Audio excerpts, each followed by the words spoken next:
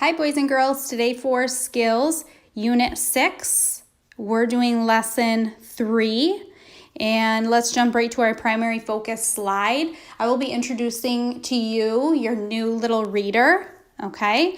You will also be reading words with the sound spelled E-A, and we will be doing some fill in the blank sentences. Let's take a look at our new little reader.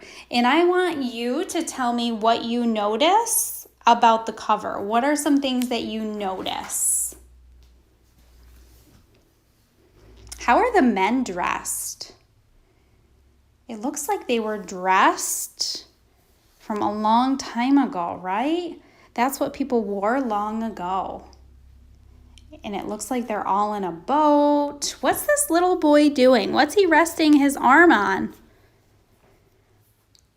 That seems to be a cannon. A cannon was a type of weapon that was used long ago in wars. Okay, so maybe this boat is a warship. And where are they going? Where does it look like they're going? I could tell by this guy's hand, they're like kind of going towards that land, right? And what is on that land? That looks to be like it's the American flag, right? Our new little reader is called The War of 1812. Okay, and we'll learn all about that. Our new little reader is nonfiction, so it's written about true events to help us learn more about the War of 1812. Okay, let's move right into an introduction. This picture shows the United States, Great Britain, and France. They're all labeled there. A long time ago, the country where we live today, the United States, was not divided into 50 separate states like how it is now. Okay? And Great Britain and France, even though these countries are far away from the United States, they played an important role in early American history. So we're going to hear all about them. Okay, let's move to our next picture down below. That's a picture of Christopher Columbus in 1492. That is a long time ago. The year 1492. An explorer named Christopher Columbus sailed from Spain to look for a faster route to India and China. Those places had desirable goods. And by that, I mean they had gold and spices. Okay, Columbus thought he had reached India. So he called people he encountered. He came across the Indians. He actually had landed in and explored North America. Interesting. Okay. Let's go over here to that top picture. Those are pilgrims. And pilgrims were a group of people from England, which later became Great Britain. Okay, they sailed to America on a ship that was called the Mayflower. And the pilgrims came to North America so they could have a better chance at life. They could have freedom and practice their own religion. Let's look at the bottom picture. That is the Revolutionary War. Okay, that took place when America's 13 colonies fought for their independence from Great Britain. Okay, let's go on to the next part. Now this is just an introduction, so I'm only giving you like key details here, or key highlights, excuse me. So the American government, all these pictures dealt with the American government. Right here we have the Constitution and the Declaration of Independence. The Declaration of Independence was signed on July 4th. That's why we celebrate July 4th. It's all about independence. The United States declared or stated their independence from Great Britain. So it's America's birthday, okay?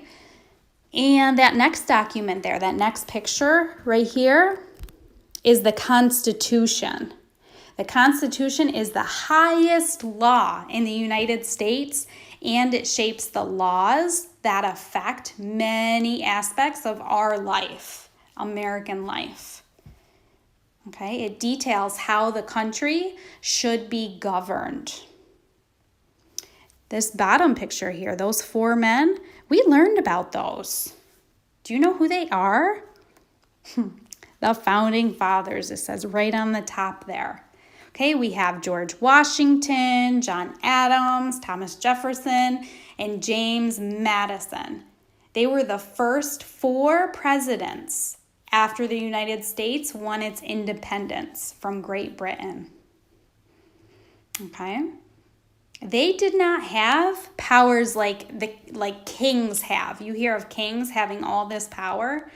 They actually had to work with others to make big decisions and pass laws for the United States. Okay? They didn't just get to do that themselves. That's where voting comes into play. But I won't get into that.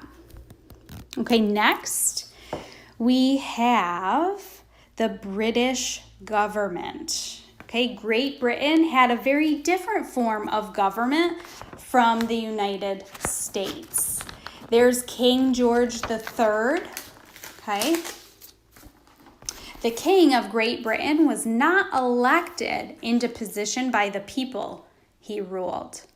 Instead, he became king because he was a son of a king, okay? Here in the United States, we vote in the president. They do not do that for kings in Great Britain. Okay, the British people do not have a choice for who becomes king. All right. That bottom picture there, I know it's kind of blended in, but this says where Parliament meets. Okay, this is the part of the British government responsible for making laws. Okay, let me go on to the next slide. We have early colonial life.